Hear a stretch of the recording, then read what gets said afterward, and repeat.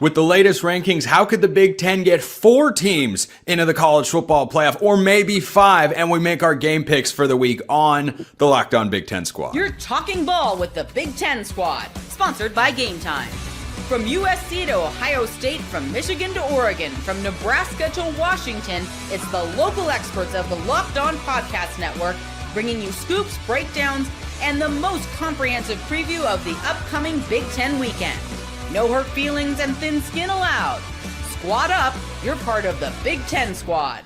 Happy Thursday, everybody. Welcome to this week's Locked On Big Ten Squad. I'm your host, Spencer McLaughlin, neutral arbiter of all things college football, with Mark Culkin of Locked On USC. Jacob Goins of Locked On Hoosiers is here with Jay Stevens of Locked On Buckeyes. Ryan Herrings of Locked On Badgers is braving the elements and showing up for a football squad again. And speaking of that mindset, Nick Arvin of Locked On Purdue is here as well. Gentlemen, there are currently 5 teams the Big Ten could, in some scenarios, send to the college football playoff. I think at least 3 will be getting in, as many as 5. Mark, how many do you think wind up making it after the committee's latest rankings? So I think 3 is probably a guarantee. 4 if the game between USC and Oregon plays out a certain way, as well as they have to win their rival game at the end of the year. So do you want me to elaborate more on that, or just? Yeah, no. Go for it.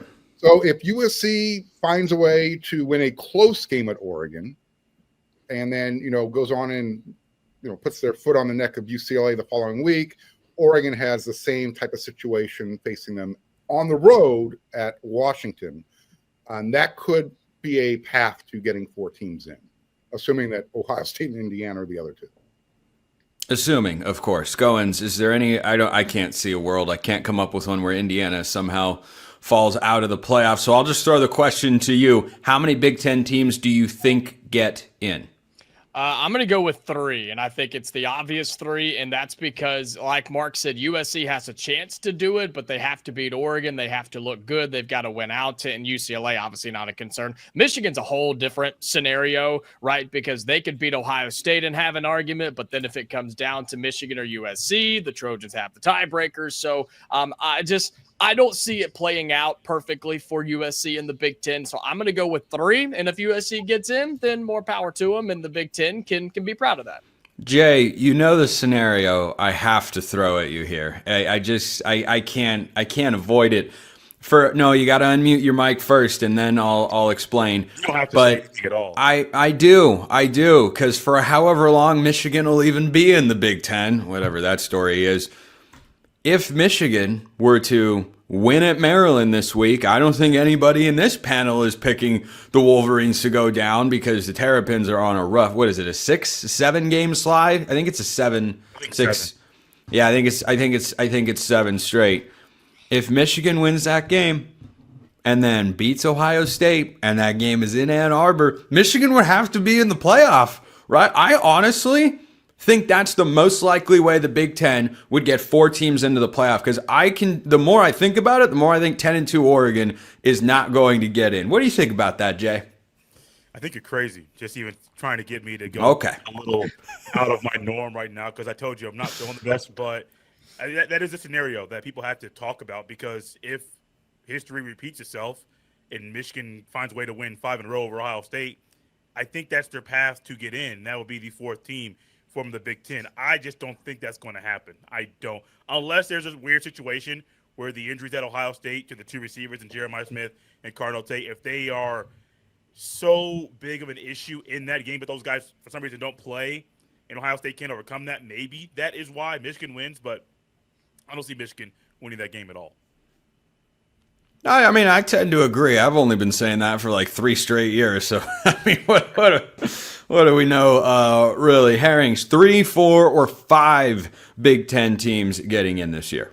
Yeah, it's funny. If this was an SEC pod, we'd be like 7, 9, all of them, right?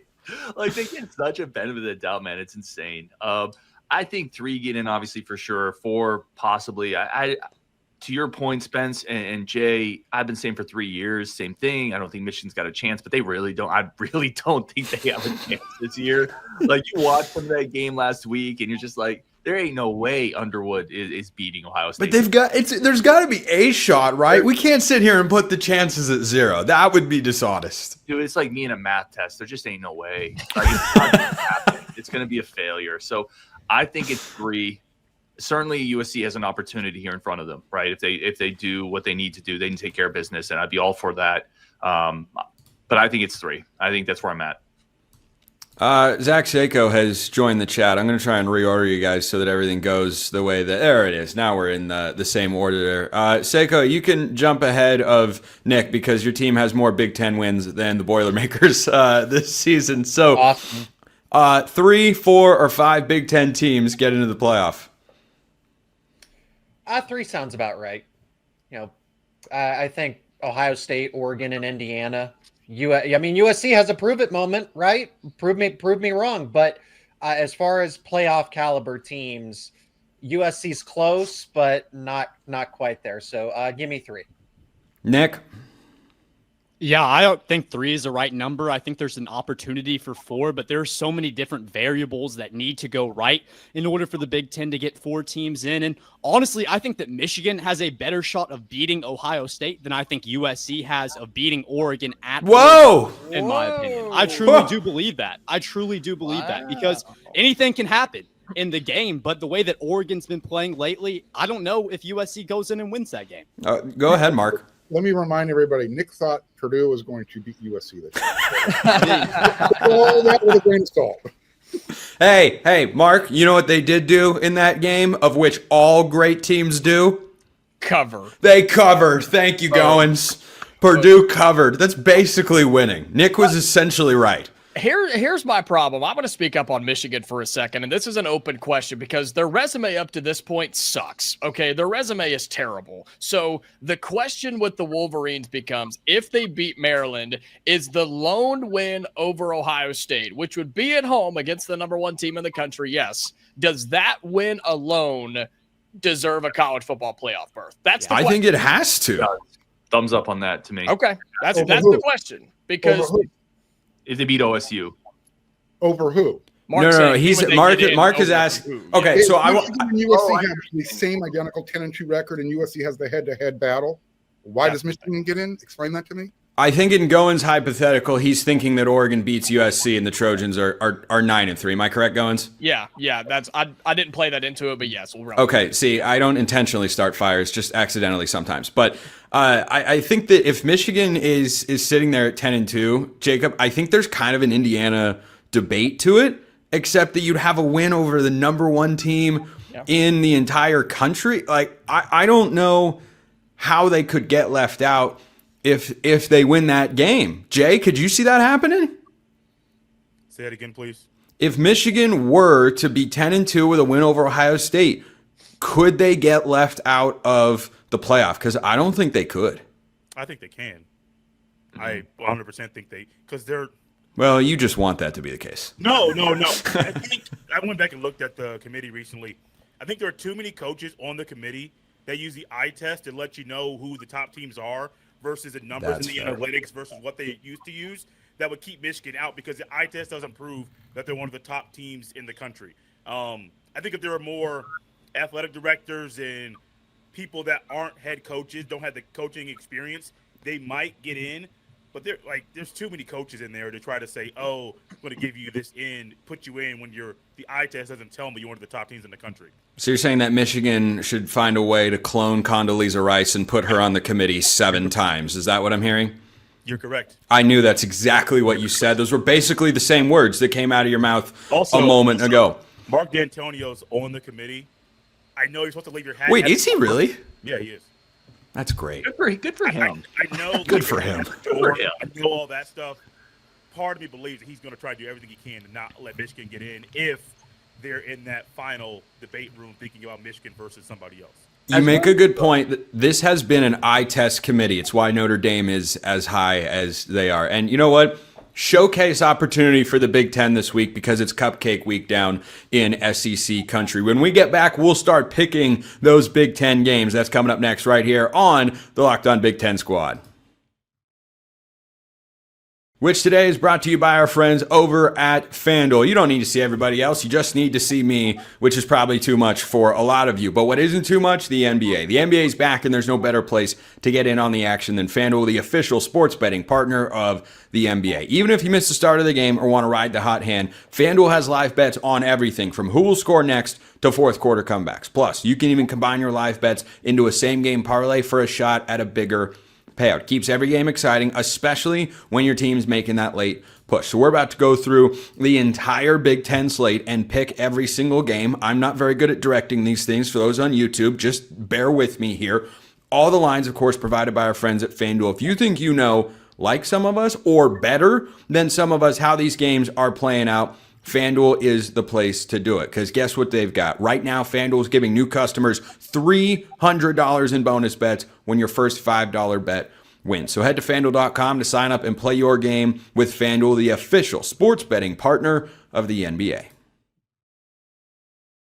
All right, let's get right into our game picks for this week. Let's start with the big one. Oregon hosting USC. Mark, would you like to go first or last? We're starting with this one. I'll go last. We're gonna start with this one. We're gonna change it up a little. Usually we tease it to the end. We're gonna hit the big one right off the top. Oregon USC. Who do you think wins?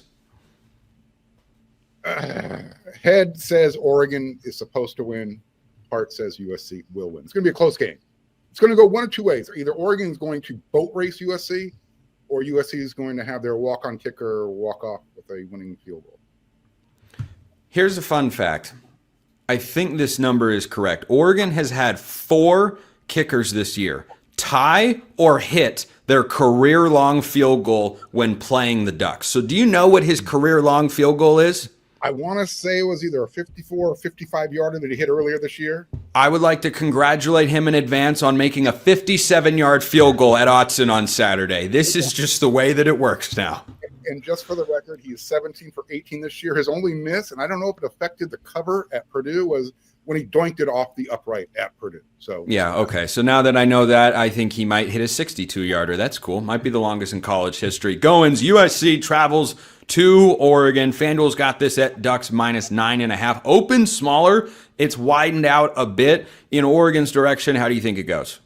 Look, I think this is as big as it gets. This is as fun as it gets, and everybody in the country will and should be watching this game on Saturday. Oregon's going to have to play their best game of the season, I think, and I think they do. I think Dan Lanning gets them ready. You get them up, because if you lose, then, yeah, you leave your fate up to the committee. That's a bad spot to be. I like Oregon to win, but 10 points is a lot for me. I like USC to keep it close, but Oregon to win.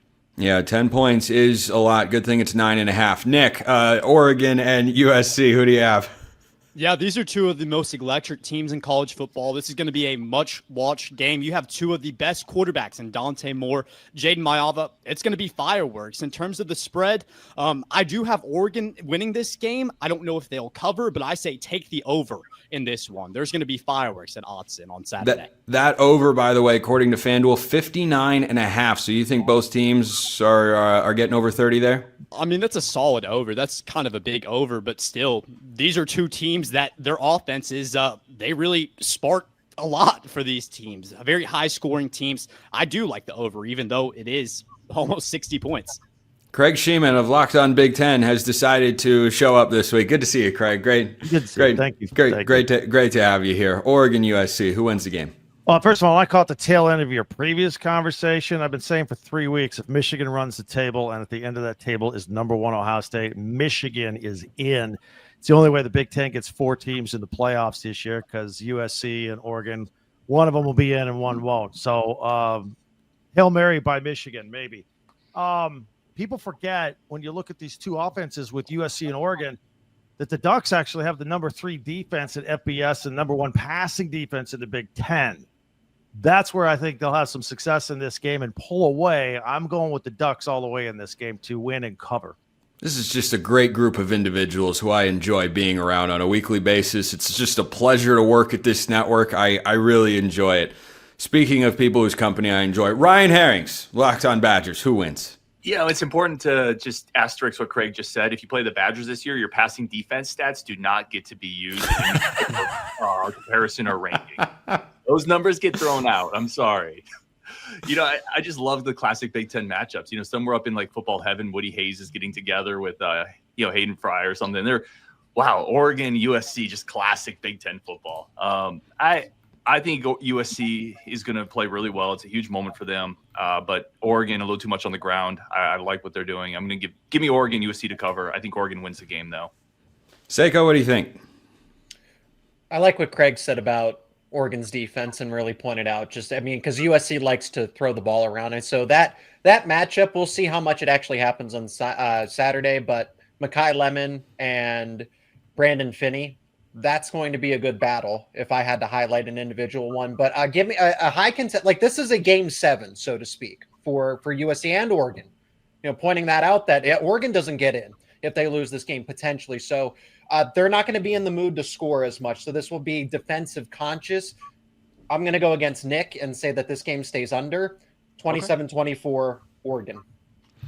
Let's continue rolling through. It's kind of hard to peg down what exactly is the next biggest game in the Big Ten, but I think we have to go to Michigan here, given the playoff implications we were just discussing. They travel to Maryland this week as a favorite of just under 2 touchdowns. Is it 13.5 according to FanDuel? Mark, your score prediction for this one. Yeah, I came pretty close last week with that whole Northwestern Michigan thing. I don't think Maryland has the chutzpah, so to speak, to get it done. So the what? It's a Yiddish word. Okay. Michigan should win. I don't know if they cover the spread, but they're going to win. Goins? I like something funky here, like a 31-6 or something. Maryland's offense has just sputtered out against good defenses. Michigan's got one of those. So, yeah, give me 31-6 Michigan.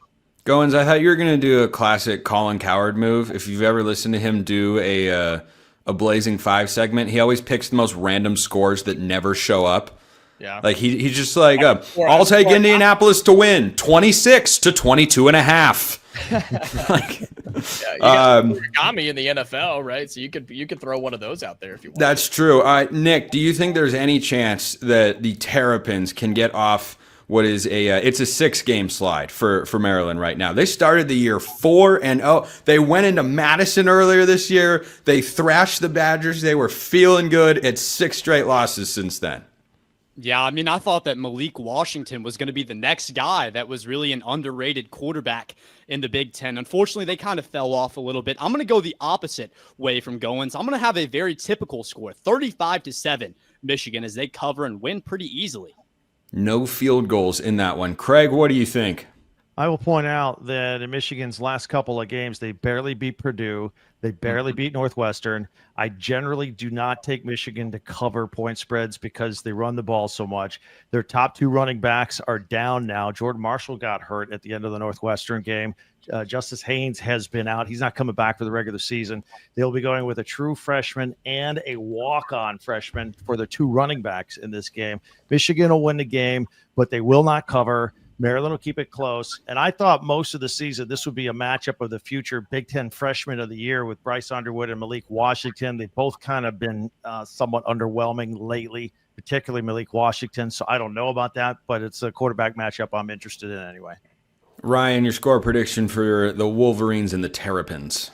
Yeah, I think Craig nailed it. Michigan, they're not. I don't see them covering. I don't see them scoring a lot of points. They're just not geared that way. A lot of people thought Underwood would be further along than this. And if you remember early preseason, I was pretty high on Malik, and that didn't turn out great either. Like, that was not a great take. I mean, it did for one game. Yeah, yeah. So that fizzled out. But yeah, I think it's Michigan. They have a lot more to play for. Ultimately, it comes down. They have a lot more to play for. I think this game. I think it matters to them more. Michigan, like 24, like 10, something like that. 24, 13, 14, something like that.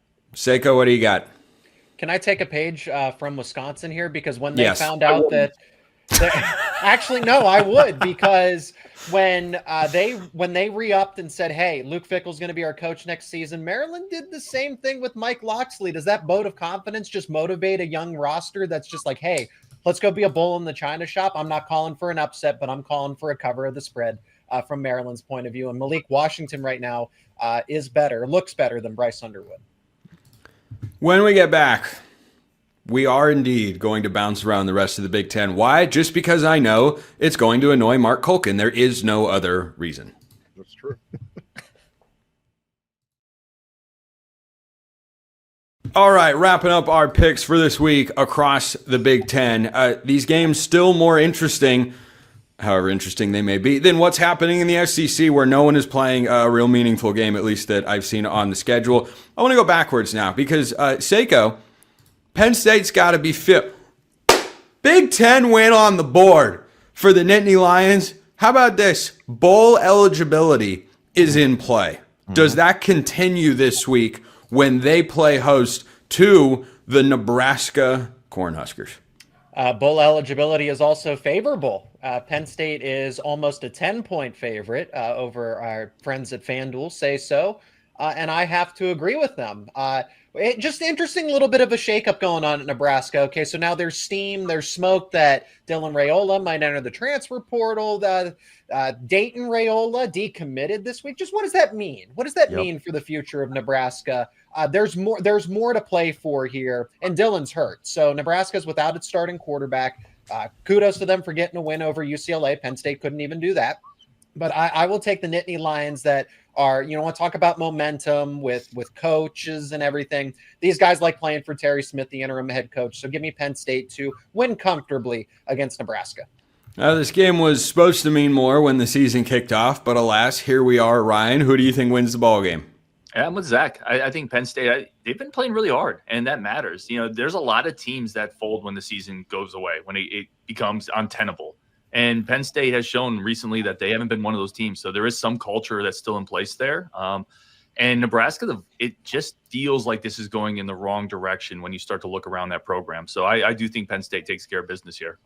Craig, what do you think? And could Dylan Raiola be one of the hottest commodities in the transfer portal, along with potentially Sam Leavitt from Arizona State come January? I thought the same exact thing when I saw his brother was transferring out. Now, the freshman that's replacing him, TJ Lateef, is pretty decent, and they've got a pretty good quarterback coming in class of 2027. So maybe the younger brother, who was only a 3-star, not a 5-star, said, I'm out of here. I don't know. I'm very interested in that. Remember, Penn State, there were still a lot of people that thought there was enough NFL talent on this team to make them the number 2 team in the country in the summertime. And the wheels fell off. They outplayed Ohio State maybe for 2 quarters in their game. They outplayed Indiana in 2.5, maybe 3 quarters of that game. So they were starting to put it together. They were just playing the toughest part of their schedule, and then they blew out Michigan State. So I think Penn State actually is ready for a nice, comfortable day against Nebraska by winning by double figures. Yeah, I think Craig makes a lot of really good points. I think any team that has won at Penn State this year should just be a lock to the college football playoff, no matter what. That was my takeaway from Craig's thoughts. Yeah. You know what? Northwestern's favorite. There's your fourth team, Northwestern. Exactly right. Northwestern scrappy squad who's favored at home this week against Minnesota. But we'll get to that in a moment. Nick, do you think Penn State at 4-6? This has to be a first. A 4-6 team is favored by almost 10 points against a 7-3 football team. What do you make of that? Yeah, I mean, you kind of have to throw the record out when you talk about Penn State because this is a team that's much more talented than their record shows. And I kind of want to ask Seiko about that because you guys fired James Franklin, and then it's now like a renewed football team where they compete with Indiana. Seiko, do you think that James Franklin was the problem? Was he really that bad that this Penn State team we plays established he was different? a little bit of the problem. Yeah, fair enough. That bad? Well, they did get run out of the building by Ohio State, right? They still couldn't win a big game, even though James Franklin wasn't there. It takes 2 to tango, right? I think Penn State needed a refresh. So did James Franklin because he looks very happy at Virginia Tech, and Virginia Tech's very happy to have him. But James Franklin was the lead guy. He refused to make changes quick enough. And those changes were necessary. The media, the fans were calling for him. So it's like, why do the outsiders seem like they know ball better than the head guy himself? James Franklin bears a lot of responsibility just for not making, because these changes could have been salvageable. They could have won against UCLA and Northwestern. They didn't. So to answer your question, yes. Yeah, I got Penn State. I think that they're on fire right now. Sorry, go ahead. On fire. Penn State on fire, just as we expected to say. I mean, better than they were. At the end. This is true. This is objectively true. Is anyone going to give the Cornhuskers a chance? Yes. I will, and I'm second to last in picks, but only because I think Mark is going to say the same thing everybody else did about Penn State. Deep down, that's what I believe, but just to, save the pick, save the graphic, whatever you want to call it. I'll pick Nebraska to win. Why not? They can get to 8 wins, and who knows what chaos they'll stew up in Happy Valley on Saturday. So, Mark, sure. is that what you think as well? Were you waiting to, or are you thinking what Goins thinks you are thinking? No. If you got rats already jumping ship and talk about transfer portal, Matt Rule's not going to be their head coach next year. He just signed a big extension. Where's he going? That means absolutely nothing in today's day and age. Oh. All right. Breaking news. Mark, do you know something that I don't? How about we dub that a breaking news opinion? Because Penn State doesn't have a head coach. Do you know something? I'm getting a little nervous over here. Yeah, is he going to Penn State? Penn State this weekend. We're talking. Okay. I hope they don't. I hope they Mark's, don't say a word to anybody. Nobody says a word to anybody. Yeah, Mark's stirring the pot. I imagine no one. You know what? I was going to go Minnesota Northwestern because I want the Wildcats to make a bowl game this year. But just for Ryan Herring's, let's talk about Illinois, who's suddenly back in the top 25, which I don't actually object to. I mean, they lost by 17 points to Washington, who's unranked. And speaking of teams that have flipped the script midseason, Ryan Herring, the Wisconsin Badgers. That's a new ball club, isn't it? Silence. Listen, Bert, Bret Bielema, we call him Bert, but Bret is coming back into Madison. So that's always a little fun. It's always a little spicy. He's a guy who left to chase greener pastures and then did not do great at Arkansas. National titles. Yeah, that didn't work out. So this Badgers team has been playing better. They have 2 games left. We can still backdoor our way into a bowl here. You win those 2, and then our grades are great. We can go get ourselves a little bowl game in there. The 5-7 academic bowl team. The 5-7 APR card came out. So we're still fighting for that. I know kids have been putting extra hours in the classroom. A lot of study hall going on in Wisconsin right now. Let's go. Ultimately, I think Illinois wins. I just don't know how this Badger team can score. That the defense is playing really well. Some people on this panel have seen that. With their teams coming and playing the Badgers, but the offense just can't score. Second worst scoring offense in the country right now, ahead of only Massachusetts, and I don't know if it's going to get any better the last 2 weeks. So I think Illinois wins, close game, defensive game, but Wisconsin scores 10, 13 at most. Illinois could take pity on them. Not with Bielema. There's bad blood.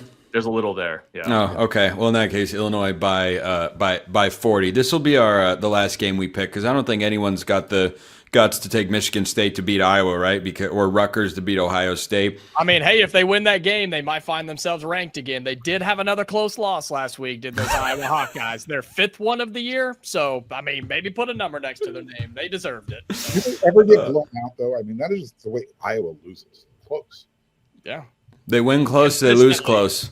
They're the most excitingly boring team in college football that is also thrilling and electrifying. But Seiko, you think Illinois could get knocked off by Wisconsin this week? Do you think there's an upset? I'll put it that way to wrap the show. Do you think there's an upset? Could be Illinois losing at Wisconsin. Could be Washington falling at UCLA. Anything you think wild happens this weekend in the Big Ten? I would like to think that Washington wins pretty comfortably. UCLA now can't stop anybody with a pulse anymore. So Washington runs away with that one. If you're looking for me to put stock into any potential upsets, it's Wisconsin. Nobody else can. Rutgers, right? No, it's Wisconsin all the way. Craig? A couple interesting things with the Illinois-Wisconsin game. First of all, if they do run the table and they win a bowl game, that's 2 years in a row. Bret Bielema was a 10-win team at Illinois, border top 20 team. That's pretty good. They got to get to that. Fire him. Yeah. And then I will say this about Wisconsin. And Ryan, feel free to jump in. The big problem for Luke Fickell in the 3 seasons now is he can't get quarterback, right? That's one of the problems.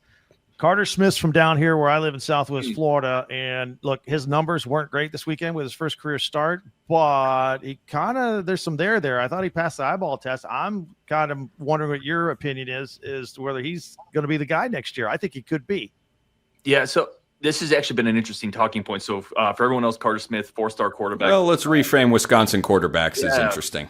Was a Florida kid, really highly recruited, went to Michigan, came and then ended up decommitting there when they got Underwood. So he's got talent. He's got pedigree. But Wisconsin has already come out and said we're going to kind of open up our paycheck this offseason. We're going to go spend money. And there's no way they're not going to go get a veteran quarterback. So I think he's going to be on the roster next year. I think he's going to compete, but they will definitely go and get a veteran guy. Wisconsin quarterback Dylan Raiola. Like, it hasn't worked for them recently, so that doesn't mean it's going to work out. But they will definitely go get a veteran and pay some money for him. Nick, what do you think is the most likely upset in the Big Ten this week? I mean, I don't think that Wisconsin's going to beat Illinois, but I also don't think there's any chance that UCLA wins that game. I don't see an upset happening, but kind of, I think it was Craig that said it, just process of elimination. It has to be Wisconsin because there's no real other games on the slate this weekend that look like there's an upset possibility. So I would have to look at that Wisconsin-Illinois game. Goins? It was Nebraska. I've talked myself into it the last 5 minutes. So I am a diehard Nebraska fan second. They are going to do it. They're going to walk in and beat Penn State and be an 8-win football team with a chance for more. So, yeah, Cornhuskers all the way. Mark, you're most likely upset in the Big Ten this week. Yeah, I'm just going to stay on the same tangent. UCLA needs a head coach. Am I allowed to use that game? I'll say it. USC upsets Oregon. I think you should. Yeah. Well, Go for it. I think it's kind of anticipated coming from me. I'll say this. UCLA needs a head coach. Washington's coming down to LA. Keep an eye on that. Like, for the same reason, I was being a little facetious. Matt Rule going to Penn State. We'll know where Nebraska head is how they play in that game. Stop it. All right. You don't want it? Seiko doesn't want to hear it. Does Stop not want to hear it. That's where we wrap the squad this week. Mark Colkin locked on USC, Jacob Goins locked on Hoosiers, Nick Garvin locked on Boilermakers, Craig Sheeman locked on Big Ten, Ryan Herrings locked on Badgers, Zach Seiko locked on Nittany Lions with future head coach Matt. Stop it. Question? Okay, fine. I will stop. I'm Spencer McLaughlin. We'll see you next time. And until then, hope you all have a wonderful rest of your day.